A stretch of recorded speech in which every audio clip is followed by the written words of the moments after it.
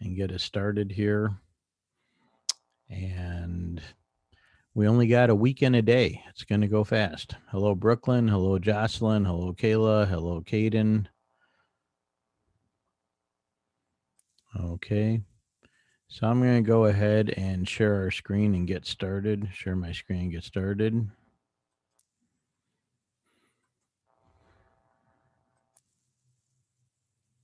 Okay. So where are we at? Okay. I don't know what you guys have seen. By the way, it's real informal today. If you want to unmute and ask a question, if you put a question or comment into the chat, I'll get to it eventually. I may not see it immediately when it comes up because when I share a screen, it changes my view and I don't always see the chat at the same time. So just going to go back here a little bit. First of all, if you're behind in anything from before Christmas, get that caught up. Most people got a lot of things in, but there's still people got assignments missing. And if it's before December, for sure, make sure you send me an email or a text. Anything needs to be graded or checked. I'm going to be doing grading next few days. And if it's from December, probably be a good idea to send me an email or a text. But I'll be kind of checking December stuff quite thoroughly, even though I've been through it all once. Except yeah, so but if it's from before that, I'm probably not going to dig through September, October, and November looking for stuff unless someone tells me. Okay. And okay, so this week here, um, you got, these are pretty straightforward here. I'm just going to talk briefly about the chapter 12. There's 12 and 13. 12 is on economics and politics, and 13 is on education and religion. So next week, we're going to focus more on the education and religion part. So this week is on economics and politics. And speaking of politics, you probably have been watching the news and saw what's going on in Washington, D.C., which is a huge embarrassment for our country to have that kind of problems going on. I've been hearing from friends around the world saying, "What, you guys gone crazy?" And I said, I don't know. But not getting into the debate about it, just what was technically going on for those that are not aware. Part of our democracy and election system, you think when the vote's over in November, it's over. Whoever wins, wins, end of story. But those that probably have taken, if you've taken a government class or that, you probably found there's a little more to the system than just voting on in November. So part of your vote, you get electors. I think most of you are familiar with that. And different states do different things with the electors. Most states, Michigan's assigned 16 electors. Okay, so Michigan gets like 16 of these electoral votes for the president to go toward a president. So the way Michigan and most states do it, if you win the state by even one vote, okay, you get all the electors. Okay, so in this case, the Democrats won Michigan, so they got 16 electors. So all these electors from all these different states get together in December, and they meet. It's called the Electoral College, and they vote. And whoever gets the majority of electoral college votes becomes president. So even though the election was back in November, it's technically not officially done at that time. So the next big step is the electoral college in December. So they met and they voted. And there were some people that were trying to disrupt that, but it didn't work. And they ended up voting as the election went for Biden.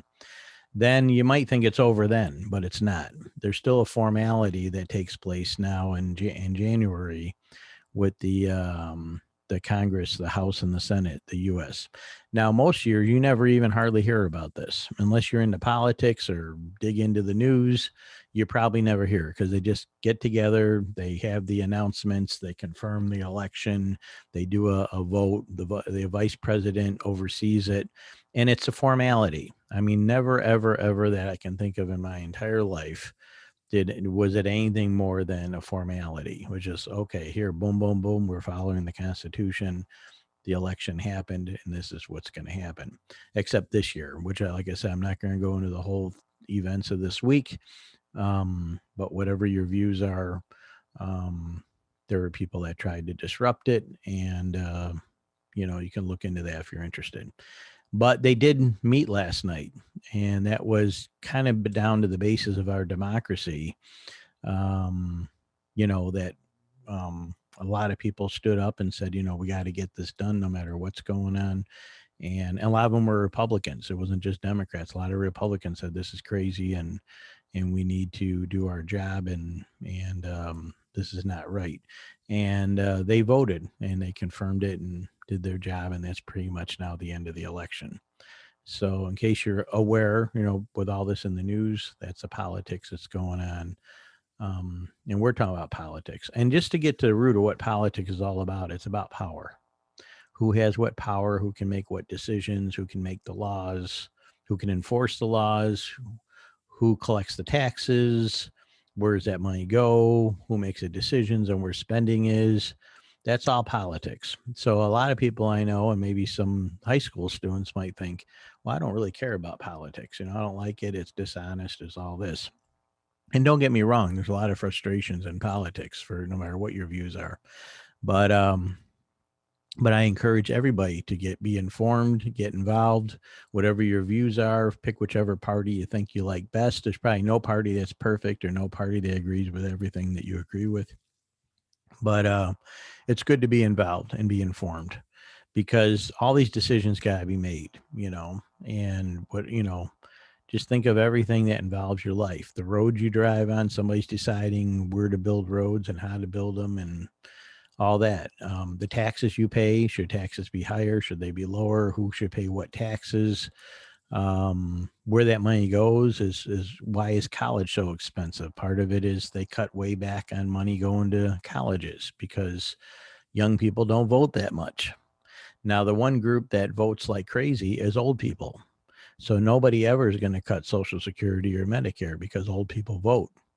18-year-olds, 19-year-olds, 20-year-olds don't vote in very big numbers. And so the same politicians are like, well, I guess we'll just raise the, tuition and not give the colleges as much money because we don't get a lot of votes for it. So it comes down to a lot of that kind of stuff.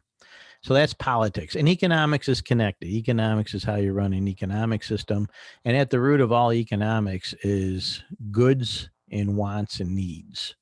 So how much food is going to be created? Who's going to buy it? What's the price going to be? How much do you get paid for your work? When you trade, what are the rules? If you hire employees, if you open a company, everything about economics. And in the old days, there was a time when everybody just did their own thing. You had a farm, you raised your own animals, you built your own tools, maybe you traded a little bit with the neighbors. And then over the years, people got more specialized. People got more like, well, I'll do this job and you do that job. And people got educated, and everything got, changed and changed and changed. And then we're dealing with all the impacts of economics. Going back just real briefly here to our notes from when you did your slides. Okay. The notes goes over, economic basics like I was talking about. People got needs and wants, and how do you fill those? Who gets what, who gets how much of things, how are all these decisions made? There's basic sectors. If you look here, the primary sector is just raw materials, people getting things from the ground, mining, growing food, whatever it may be. Secondary sector is turning the raw materials into manufactured goods. So you're making things out of them, making shovels, making cars, making tools, whatever you're making out of it. And the third is providing services. And that is where the U.S. economy is right now. We're very much, there is still manufacturing. There is still people getting things from the ground, whether it be farming or mining or whatever it may be. Those things are still there somewhere, but they're way, way smaller relative to the whole economy than they used to be. Even manufacturing. There was a time when manufacturing was huge, and that's where large, large numbers of people worked. But just using Kellogg's as an example, in the 1960s and 70s, Kellogg's factory in Battle Creek, where they make the cereal, employed like 4,000 people. Okay, 4,000. And then now turning out about the same amount of cereal, I believe, I've been told. They have like 300 employees. 300 versus 4,000. Where do those 3,700 other jobs go? Well, they've mostly been automated. You don't have people standing on the line dropping toys into cereal boxes. Okay. You have, and that's, I know some of the jobs went to other countries. Some of the jobs, most of the biggest loss of jobs like that have gone to automation. And in some cases, those companies have been shut down and the jobs went to other countries.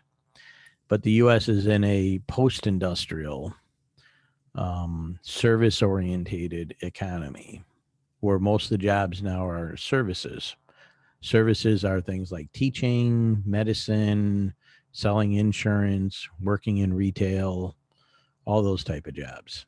Okay, so that's the majority of the jobs nowadays. It talks about capitalism, socialism. You hear these terms thrown around. And then this goes back a little bit in history. We've talked about some of this before, but there was a time in the 1800s when all this was relatively new. Capitalism was emerging, people building factories and opening businesses in large numbers. Some people thought socialism would be better, which would be the government making more decisions. And the more extreme version of socialism is called communism. And the word socialism is used for all kind of different things, from real mild things to like, let's have, more affordable college to, the extreme like communism, where it's like the government should own everything and make all the decisions, which some countries tried that and failed miserably. So I don't know of anybody nowadays that wants communism. Now, socialism, people debate that all the time. I don't like socialism, blah, blah, blah. But at the same time, a lot of our programs basically are socialism. Medicare is basically socialism. Social Security is basically socialism. The way a lot of our military, how they run everything economically is socialism. I'm not saying it's the same type of socialism. It isn't. It's just basically having more government running and owning and benefits and even a lot of our farm programs, because farming is very volatile.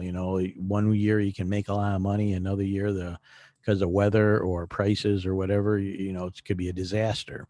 So to help farmers so they don't all go out of business in a bad year, there's a lot of programs that give farmers a lot of money. I mean, a lot of money, like billions and billions of dollars. And they can get it for all different reasons. They can get it because of weather destroying their crops. They can get it because there's too much corn being grown, so they pay some farmers not to grow corn or grow as much. So because there's too much corn, then the price gets too low and all the farmers lose money. So I'm not saying these are bad programs at all. I mean, there's reasons for a lot of these programs to exist. But technically speaking, it's not capitalism. Technically speaking, that's more like socialism, where the government does that to help out. So there's a wide range of opinions here, and they range from the very mild to the hard line. And same with capitalism. I mean, most Americans understand that capitalism is one of the reasons we have such an awesome economy. But at the same time, they know there's some imperfections that need to be fixed and smoothed out a bit to make it better for everybody. And they debate what those things should be. What should we do to make things better? What should we, and there's a lot of debates, and they're good debates, and they're healthy debates. And there isn't probably one perfect way of doing everything. And talks about corporate capitalism, and globalization's a big issue right now with trade and everything. And a lot of people are against it, thinking of only the downside of globalization, like losing jobs to Mexico or China. But there's a really good side to globalization. One good example in Battle Creek is Denso. Okay, for those that aren't familiar, Denso is the number one employer in Battle Creek. They are a Japanese car parts manufacturer that came to the United States in the 1980s when companies like Toyota and Honda and Nissan, all Japanese car companies, started building plants in the United States. So when Americans started buying a lot of Japanese cars, eventually, for various reasons, the Japanese car companies started building plants in Michigan and Ohio and Indiana and Kentucky. And then the Japanese car manufacturers like Denso, the parts manufacturers started coming here too. And Denso came to Battle Creek. And once they arrived, they sell parts to everybody. They sell parts to Ford, they sell parts to Chevy, and so on. And they have become the number one employer in Battle Creek. So globalization has a lot of good things to it too. So that's another area, that's, people debate and talk about. So I just thought I'd touch on just a couple of the things that are in the notes there, just so we don't ignore that. We'll have the test on that next week. And like our previous test, you'll be able to use your notes. Well, that brings us up to the big thing this week is this documentary, which is a 90-minute documentary, Inequality for All. Now, some of you might say, Mr. Rio, we've had some people talk about inequality, and we kind of know that topic. This is one I used in class before. It's kind of on one hand, it's a very high quality documentary, whether you agree with everything in it or not, as far as it's well done, well filmed, got a lot of good information in it. But it also is a documentary that was made when it came out, it went to movie theaters. So it was a bit entertaining. And you may disagree with that, but in the world of documentaries, it's a bit more on the entertaining side. And it makes you think. It has a lot of things that get brought up in there to make you think. And one thing I like about it, whether you agree with Robert Reich or not, is the fact that when it comes out at the end, he is a capitalist. He believes in America. He says we got the best system, and from his point of view, the best solution are things that we do or did in the past that worked really well that we're not doing at the moment that he thinks could make things better. So like I said, whether you agree with it or not, and you're welcome to disagree, or agree, you can half and half. It's a really thought-provoking, interesting documentary that covers a lot of these issues that relate to economics and politics. And if you have a streaming device and can watch it on a TV, I think it'd be better to sit on a couch and watch it on a TV. That's how I watch it. But just sit back and write your notes, and it's not that much you have to write or go with it. It's mostly watching it. Okay. And of course, these are just our little videos on the from the crash course, which do a great job covering the basics, the kind of stuff that's in a textbook. And our little side video here, I don't know if any of you watched this yet, but it's not directly about the economics or politics, but just something really interesting. It was a TED Talk I found some years back, a few years ago, and I started showing it in sociology.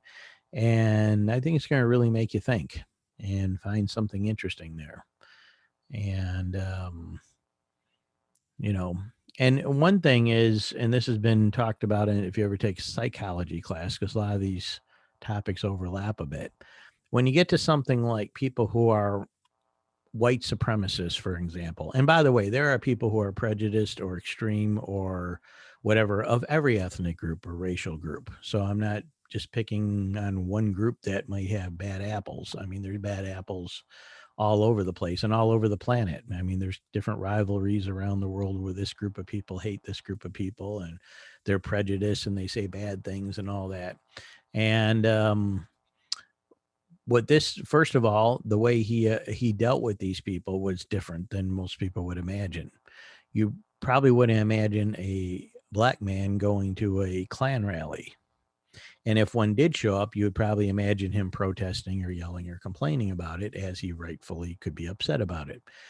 But he goes there trying to understand the people.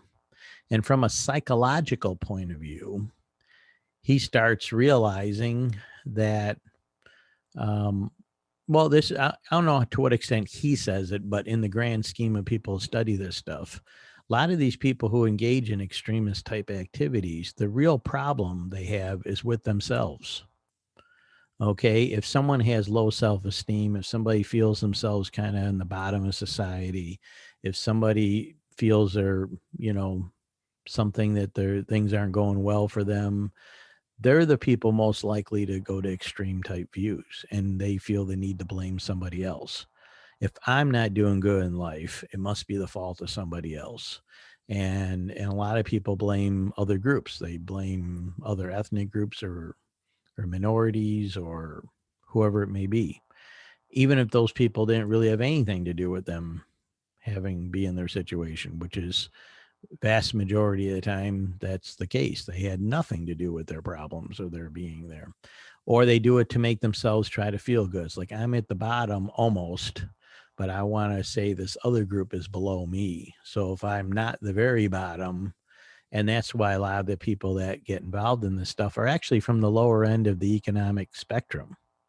Most of your white supremacist Ku Klux Klan type people, they're not well off people. They're not well educated people. These are people that are mostly on the more losing end of the economic spectrum. So these tend to be more poorer people or lower class people or lower income people or less educated people. So they're already view themselves quite a bit down the ladder economically and socially. But if they can turn around and point to somebody else and say, well, that group is lower than me or I'm better than them, then they think, well, now that makes me feel good because I can blame them and point at them. And it's weird, and it's not justified, but that's probably at the root of a lot of the motivations of people like that. And by the way, like I said, these kind of issues that we bring up here in the US, variations of it exist all over the place. Okay. Well, when I went to Italy as an adult, and I think I've mentioned I'm of Italian ancestry and got grandparents from there. I stayed in northern Italy where I had met a girl who was an exchange student, and I stayed with her and her family. And I'll take this off of here for a moment. So I'm back up here. And I wanted to learn Italian culture and language and everything. And I was over there. Now, my ancestors come from southern Italy, which at the time I didn't have any connections to when I first went there in the 80s and 90s. But since then, I found some of the relatives through the internet, which is a whole nother story. But I was all excited to be an Italian American in Italy, trying to learn the culture and that. And I would meet all these people in northern Italy that I'd tell them, oh, yeah, my family comes from Sorrento in the south and blah, blah, blah. And then one of my friends told me, off the record, like, when you run around telling everybody that your family's from Sorrento in the South, I don't know if you know this, but Northern Italians don't really like Southern Italians. And there's a lot of prejudice and a lot of bigotry, and they look down on them as being, whatever, poorer, less cultured, whatever the criticisms that, normal prejudices type pop up. More likely to be criminals, the mafia, all those type of stereotypes. And the thing is, in history, there's some truth to that. Like with a lot of stereotypes, there's some truth. Southerners were poor. Southerners were less educated. Southerners did have where the mafia and some of the criminal groups were. So there was some truth to those things in the society and in the history. But that doesn't mean all the people are like that, or, in this day and age, it's the same as it was 50 or 100 years ago. And I looked into that history and learned about it, and there was truth to it. But on the other hand, what I was very proud of as an Italian American is a lot of these poor people from southern Italy that came here in the late 1800s and early 1900s in the United States, where they're given freedom and a fresh start and everything. They worked really hard. And Italian Americans today are doing as good or better than most Americans in general in every category: economics, education, and they came from poorest background, which is a testament to our country and how great it is that people have opportunity. And that's when I see students who are born here, whoever you may be, and myself included, I'm born here, not taking advantage of all of our opportunities, and not caring as much about school as they should. I just want everybody to know we do have awesome opportunities. We do have an awesome country. We do have a very wealthy country, though it may not always be distributed or shared in the way people always agree, and so forth. I'm looking here at Jocelyn's comment. I'm finally looking at the chat, and yeah, well, she's making some comments about you can read it in the chat about what happened this week. And yeah, there's and I got Republican friends, diehard Republican friends, that are outraged about some of the things that have been going on involving the outgoing president and some of his supporters. So I'm not, it isn't solely like a Democrat Republican thing. It's kind of a right or wrong thing. So there are people that say something. And by the way, there's some people in the Democratic Party that obviously do and say things that most people would consider wrong too, including Democrats. So And a lot of people aren't really either party. I mean, a lot of people vote for whoever they think is best from either party, and that could vary depending on the election. So that's a little bit about American politics and economics. And there's a lot going on in the news. And you're going to be taking most. I don't know if maybe you've taken them already, but at Harper Creek we have the civics class, which covers economics and politics in our government system, and then we have senior social studies. So that's going to overlap with a lot of the things that's things that we cover in chapter 12. Next week, I'll focus more on chapter 13, which will be the religion and education. Okay, two interesting topics. So that's kind of what's going on. If you haven't watched the Inequality for All video, like I said, if you got any way you can stream it to a TV, that's kind of the most comfortable way to just sit back on the couch and watch it like you're watching a movie. And so, yeah, we don't have a whole lot. Next week, we'll have a few new assignments and we'll have our test, and that's it. Now, I'm just calling it the last test. I don't know. I don't think now we're required. If we were required to have a final exam, I would be our final, but it wouldn't count as any more than a normal test. So it's not in a normal semester. What we would have done is I would have give you a big review thing. We would have finished this chapter before now, and we would have had a review packet at the end that covered key terms from all the chapters, and then we would have had a comprehensive final exam on those terms. Okay, but we're not doing that. This is not a normal year. So I'm just giving 12 and 13 tests. It's worth the same as it would always be. It's not going to be 20% of your grade or anything like a normal final. And I'm not even really calling it a final exam. It's just our last test, and that's it. So you guys get off a bit easier this semester than a normal year. We probably did about 60-70% of what I normally would do in a normal semester. So that's what's going on. So yeah, Jocelyn, it is. I think so. I mean, most people I know are concerned. There's a few exceptions. I know a few people that think what happened was a good thing and they supported the people that broke into the Capitol. But the vast majority of people I know, Democrats and Republicans, were outraged by and embarrassed by it. So, I mean, there's nothing wrong with peaceful protests. We're not talking about, and we're not saying everybody there was being out of line. You can protest, you can peaceful protest, you can, write letters to your congressman or whoever and share your views. You can, voting, there's a lot of positive things that everybody can do. But I think most people don't want any violence or any type of breaking the laws or things like that. So we'll see what happens in the follow-up. But they did confirm the election, so all that's going to keep moving forward. And Mike Pence was a key part of that. For those that don't know, Trump's vice president was a big part of making sure that Biden's going to be the next president. So and he did that because it's constitutional, and that was most people following the Constitution want to do. And even if that's not the person you voted for.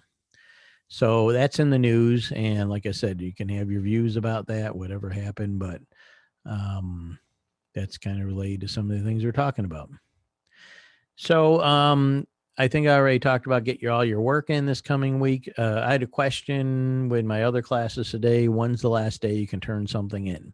That will be Friday the 15th, which is a week from tomorrow.